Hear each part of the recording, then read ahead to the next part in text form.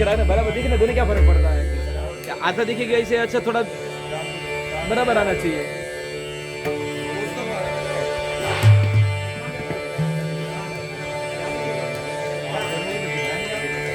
Video चालू किया कि बंद है? चालू कर दिया, बंद कर दो ना, फिर आपको कट करना पड़ेगा। संगीत के बहुत अच्छे जानकार हैं, माइक इत्यादि साउंड वगैरह के भी बड़े अच्छे जानकार हैं। तो सबसे पहले मैं आपको वो पूछना था, इन दोनों की आवाज आ रही थी कि नहीं? नहीं, वो चेक करिए, आप बताइएगा बीच में, आपका फीडबैक की बहुत जरूरत है। बहुत कम है क्या? क्योंकि मैंने इन ईयर लगा रखे हैं ना, तो मुझे मेरी आवाज ज्यादा आ रही है। इनकी महीन आवाज है थोड़ी सी, इनका थोड़ा बढ़ाना पड़ेगा।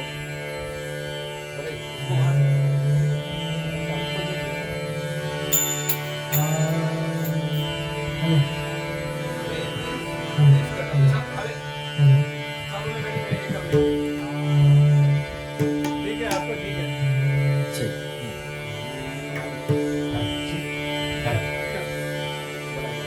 कम है आपका। ठीक है, ठीक है, ठीक है। मैं कब से वही कह रहा था, इसलिए मैंने कहा कि एक्सपर्ट बैठेंगे तो ही चलेगा। आप ये बहुत एक्सपर्ट हैं। हाँ, पर जितने एक्सपर्ट मिले उतना अच्छा। सुंदरकांड प्रारंभ करने से पहले हम हनुमान चालीसा का पाठ करेंगे, शुरुआत में भी और अंत में भी। तो पूरे सुंदरकांड को हम हनुमान चालीसा से संपुट करेंगे।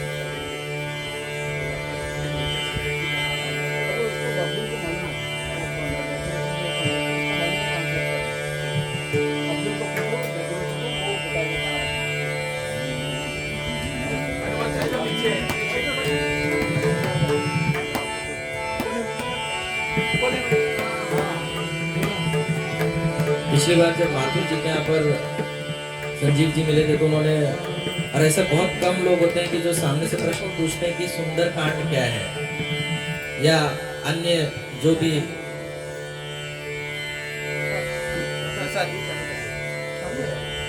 तो ऐसे बहुत कम लोग होते हैं कि जिनकी इतनी जिज्ञासा होती है कि वो जानना चाहते हैं कि वो जो सुनने जा रहे हैं वो क्या है।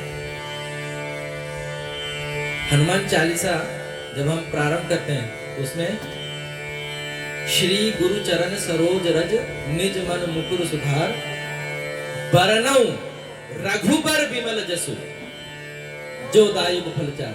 हनुमान जी अपनी प्रशंसा, अपनी स्तुति वो सुन ही नहीं सकते, तो बहुत बड़ा भक्तापराध हो जाएगा अगर हम उनकी स्तुति कर रहे हैं, वो ऐसा समझ करके हम उन्हें, या आज की यहाँ की मुंबई या भाषा में कहें कि पटाने की कोशिश कर रहे हैं। तो हनुमान जी परम भक्त हैं, भक्ति के पर्यायवाची शब्द श्री हनुमान जी हैं। वो अपनी स्तुति से, उनकी स्तुति भी सुनाने के लिए हमें इतनी चतुरता गोस्वामी तुलसीदास जी ने की कि बरनऊ रघुबर विमल जसु, मैं रघुवर का विमल यश का दान कर रहा हूँ, आप इसे सुनिए। तब जा करके हनुमान जी हनुमान चालीसा सुनते हैं। तो आइए हम भी श्री हनुमान चालीसा का पाठ करते हैं। श्री गुरु चरण सरोज रज निज मन मुकुर सुधार बरनऊ रघुबर विमल जसु जो दायक फलचार। बुद्धिहीन तनु जानिके सुमिरो पवन कुमार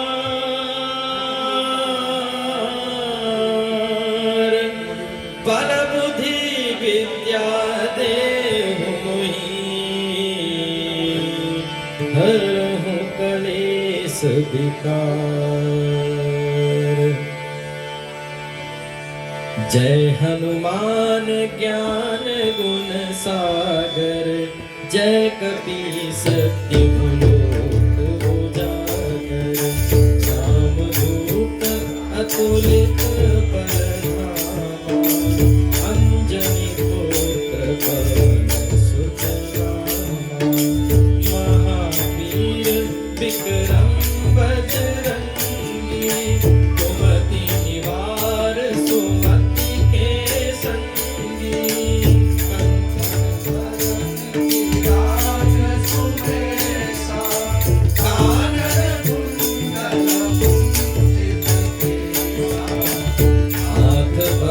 औध जा विराज कांधे मुझ जनेऊ साज।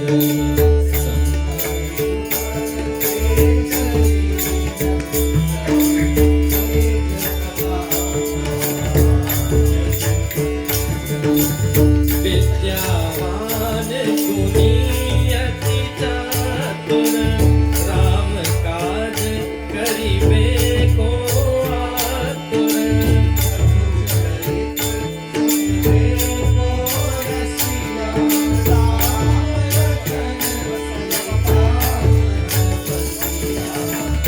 सूक्ष्म रूप धरि सिंह दिखावा विकट रूप धरि लंक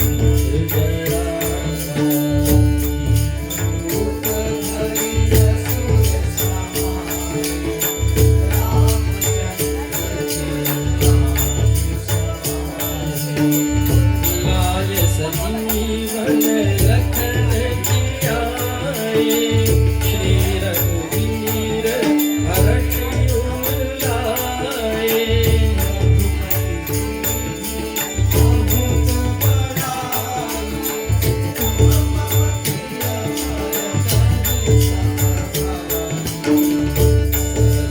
बदन तुम्हारो जस जाए अस कहि श्रीपति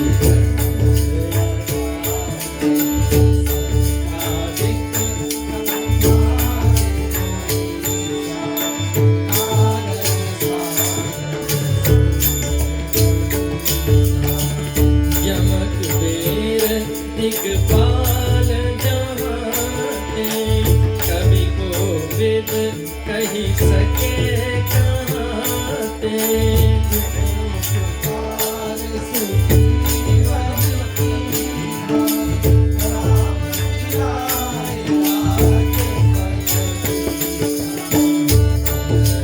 मंत्र विभीषण माना लंकेश्वर है सब जग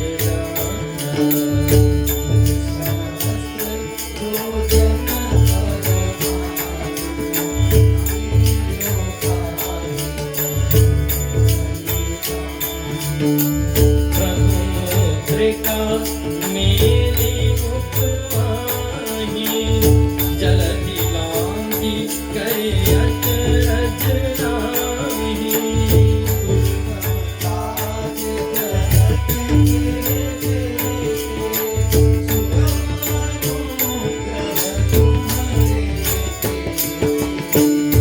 राम दुआरे तुम रखवारे होत आज्ञा बिनु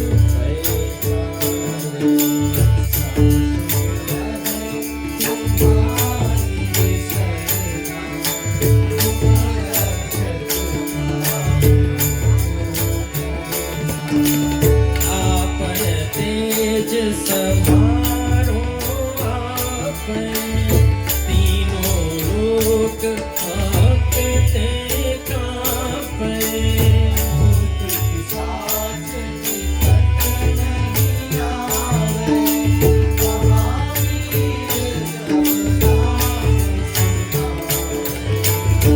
आसै रोग हरै सब पीरा जपत निरंतर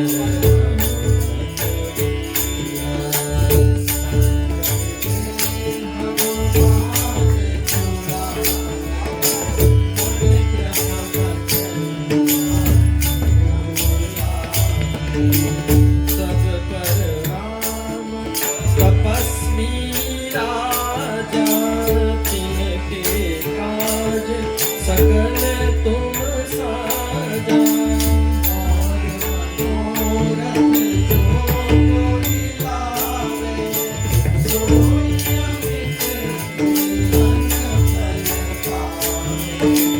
चारों जुग परताप तुम्हारा है प्रसिद्ध जगत उजियारा।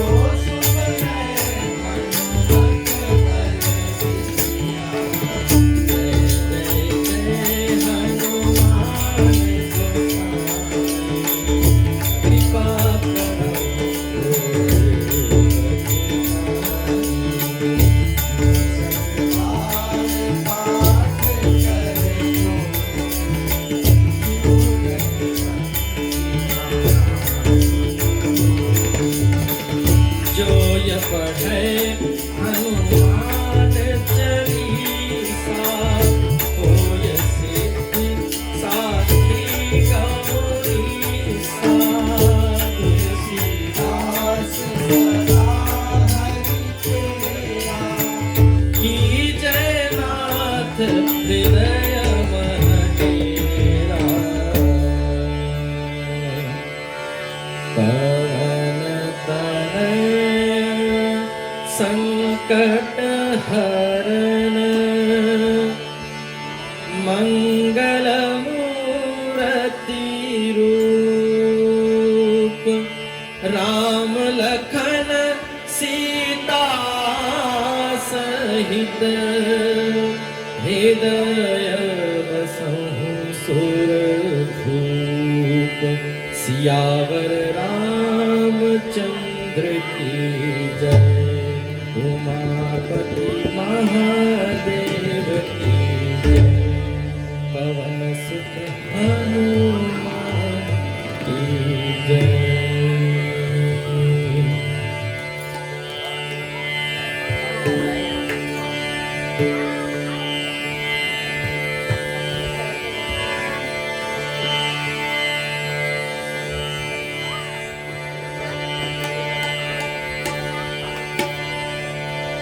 भक्तवांछा कल्पतरु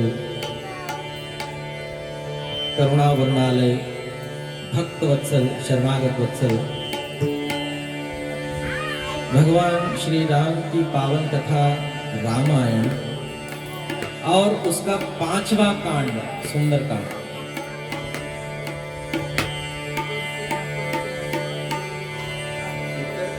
वाल्मीकि जी ने जिस रामायण की रचना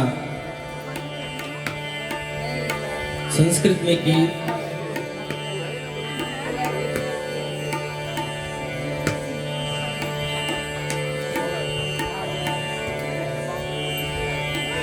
उसी राम कथा को सरल अवधी भाषा में गोस्वामी तुलसीदास जी ने लिखा और उसका जो 5वां अध्याय 5वां कांड है श्री सुंदरकांड, अभी हम उसका श्रवण करेंगे।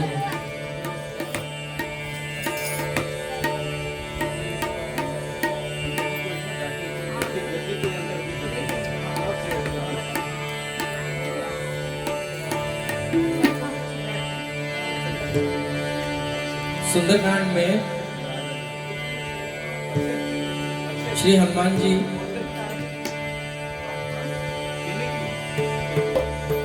समुद्र पार लंका जाते हैं। श्री राम जी के दूत बन करके माता जानकी से मिलते हैं। वहां पर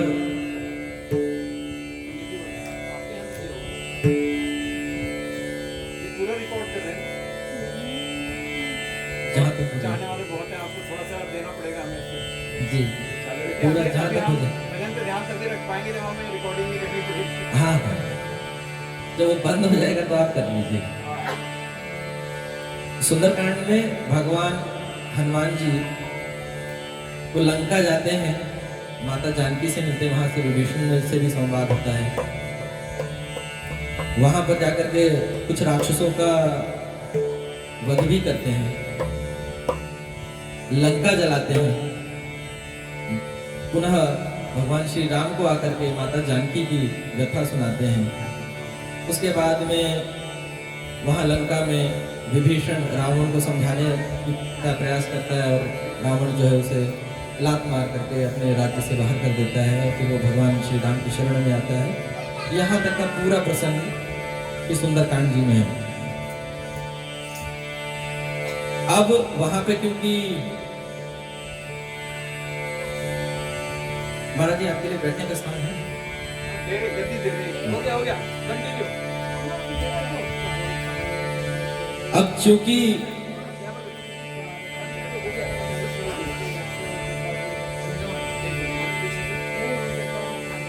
सॉरी, एक वो चौकी पंडित जी को दे दूँ। हाँ वो दे तो आराम से बैठेंगे तो जी, मुझे भी अच्छा लगा। श्री राम राम। पंडित जी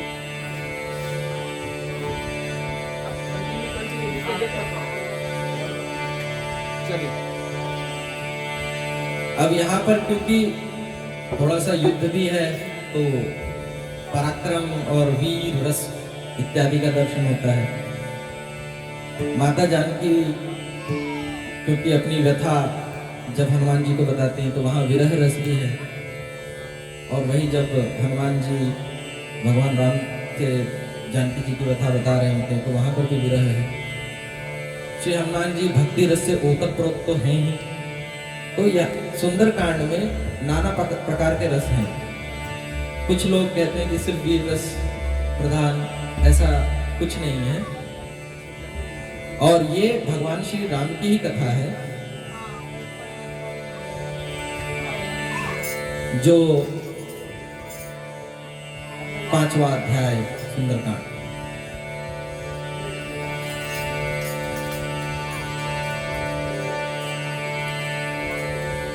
क्योंकि सामने संजीव जी को बोलने का अधिक मन करता है और वहाँ महाराज जी बैठे हैं, इसलिए थोड़ा संयम रखते हुए, जैसे यहाँ पर सुंदरकांड का जो पाठ करते हैं, अब एक तो फ करके कुछ हमारी भाषा में है नहीं है, थ है, प के बाद थ आता है। जब थ के नीचे नुक्ता लगता है तो वो फ होता है, जो कि फारसी और उर्दू है। तो कई बार लोग बोलते हैं ब्रह्मा शंभु फड़ीन्द्र से मनुष्य, अब शंभु को भी शंभु कर देते वो पता लगे, और वो ब्रह्मा है, ब्रह्मा नहीं है। म पहले नहीं, पहले ह है फिर माँ है। उच्चारण का किस तरह से जो हो सके उतनी शुद्धता से, जितने शास्त्र सम्मत नियम है उनका पालन करते हुए, जो षटकोण वाला श है उसका उच्चारण भी अलग होता है। तो श बोला जाता है, श नहीं श, वो उसमें जीभ उल्टी करनी पड़ती है, उसको तारू पे लगाना पड़ता है। और कहीं कहीं पर वो जो श है उसका उच्चारण ख होता है। आपने पायो जी मैंने राम रतन धन पायो सुना होगा, उसमें अंत में है हरख हरख जस गायो। वो हरख है वो हर्ष, वो हर्ष का जो है अपभ्रंश होकर के हरख हो गया, वर्षा का बरखा हो गया। ये इसलिए कह रहा हूं क्योंकि आगे कहीं कहीं स्थानों पर जब मैं वो श को ख पढ़ूंगा तो आपको ये नहीं लगना चाहिए कि मेरा उच्चारण चूक रहा है। कि सौखों बारे जो सुखा दिया, सौखों बारे की किसी को नुकसान हो, वो सौखों सुखा लेने वाले, वो सुखा लेने वाला वो जो ख है वो श लिखा है। तो इन सब और बीच बीच में और व्याख्यान करते रहते हैं। हम प्रारंभ कर रहे हैं जब अभी हनुमान जी छलांग लगा करके लंका जाने वाले हैं और उनको मार्ग में ही एक राक्षस मिलेगा। तो पहले तो उसका वध होगा, फिर लंकिनी को एक मुठ्ठीका मारेंगे। एक और छोटी सी बात आपको बताना चाहूंगा आपकी जानकारी के, जो रामायण के जो मूल जानकार हैं उनके लिए मैं कहता हूँ गदा का और हनुमान जी का कोई संबंध नहीं है। ये कुछ चीजें जो है ना समय के साथ जुड़ जाती है। रामायुध मतलब वो तो धनुष बाण का भगवान राम के साथ लेना, आपको रामायण में या श्री रामचरितमानस में गदा का उल्लेख नहीं मिलता है। वहां सभी बानर इतने बलिष्ठ थे कि घोड़े से घोड़े लड़ा देते थे, हाथी से हाथी लड़ा देते थे, रथ से रथ लड़ा देते थे। गदा का उल्लेख कहीं नहीं मिलता है, पर ये प्रचलन हो गया है। अब अगर आप प्रेम से भगवान के हाथ में गदा पकड़ा देते हैं तो वो पकड़ लेते हैं, उसमें कोई दोष नहीं, परंतु ये आपकी जानकारी। ओम श्री श्री जानकी वल्लभो विजयते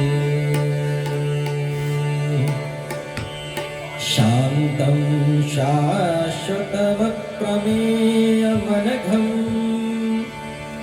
निर्वाण शांति प्रदम्